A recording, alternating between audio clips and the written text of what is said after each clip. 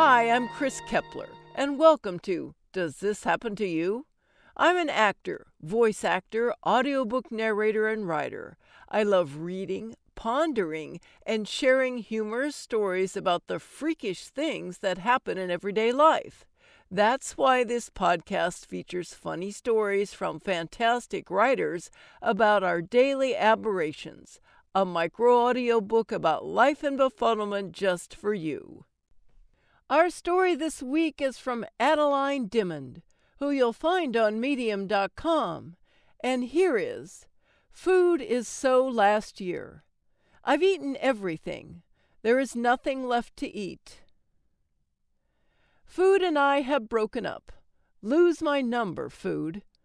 Last Friday, an old friend, a new friend, and I tried out a new restaurant in Los Angeles, steps away from the LA River. We were all influenced by the restaurant's Instagram account and the buzz surrounding the revitalized or recklessly gentrified, depending on your politics, neighborhood Frogtown. It was great, and by that I mean it was just okay, because anything that passes for fine dining or new cuisine is no longer interesting.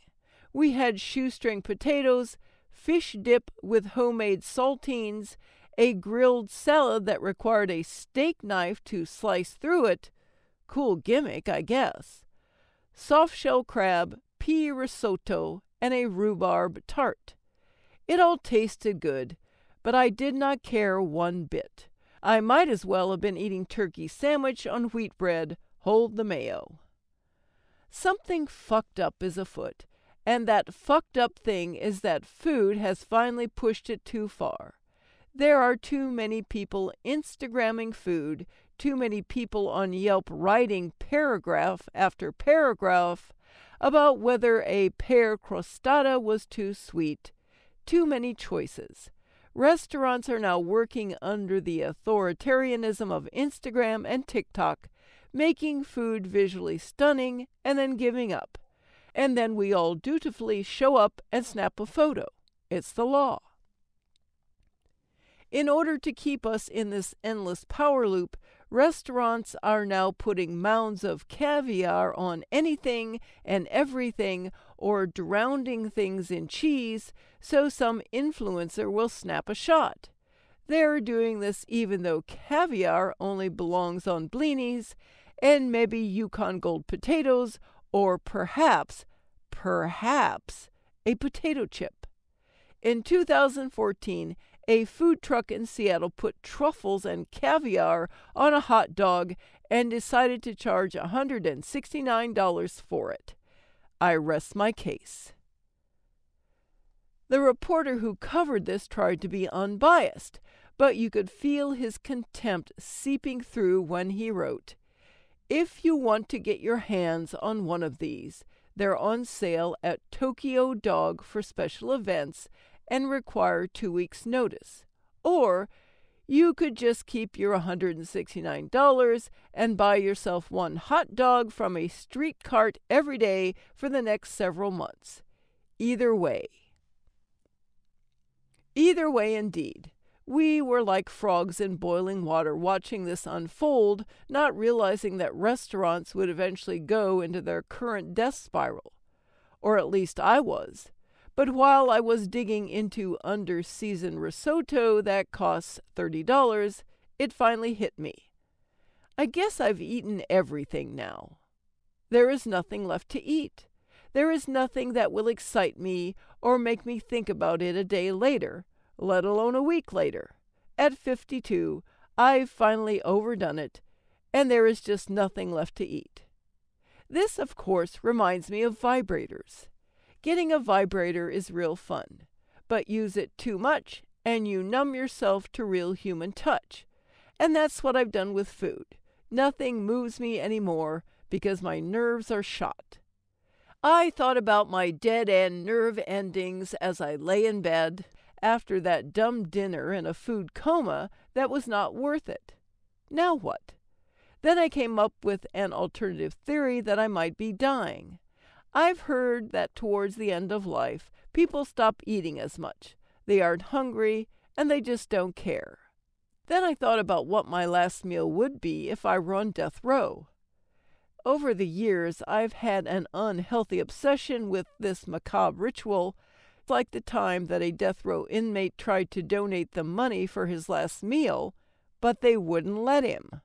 I've eaten all over the world, from Europe to Asia to Central America, and at all these stupid fancy restaurants in Los Angeles and New York, and yet my last meal would probably be a grilled cheese sandwich, or maybe spaghetti with tomato sauce. I don't expect to be on death row, so this is only a hypothetical exercise, and everyone knows that you shouldn't traffic in hypotheticals because your anxiety will go off the charts. All I know is that I don't want to go to a fancy restaurant ever again. I just want to eat old-school grandma food, bagels and lox, arroz con pollo, soup.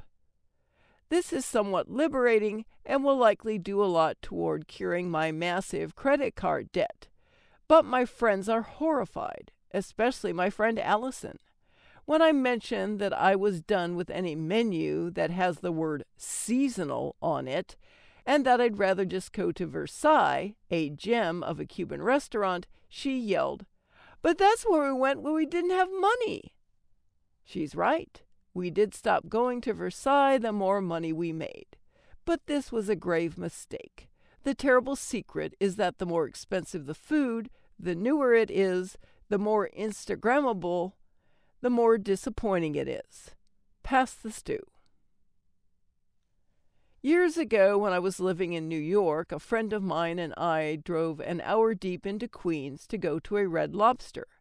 We did it ironically and with a heavy dose of snark, but it was great.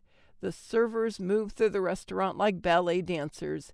Everything was efficient, people were friendly, and most importantly, there were no stupid human food tricks.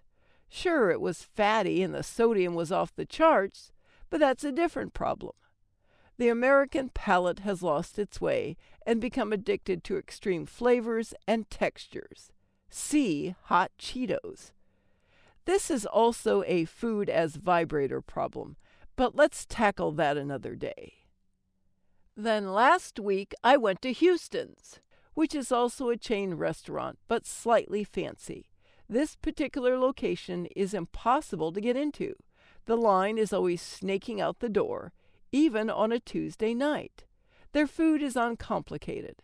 Sole with coleslaw, steak with a baked potato, a roasted chicken. This is, at the end of the day, what everyone wants to eat. But at least in vapid, influencer lousy Los Angeles, no one will admit it. But I, for one, am coming clean. I am done. Now please excuse me while I make a tuna fish sandwich. Thanks so much for listening. If you enjoyed this story, let me know and share it with your friends. Follow me at Chris Narrates on Twitter or Chris K. Kepler on Facebook, or check out my website, chriskepler.com.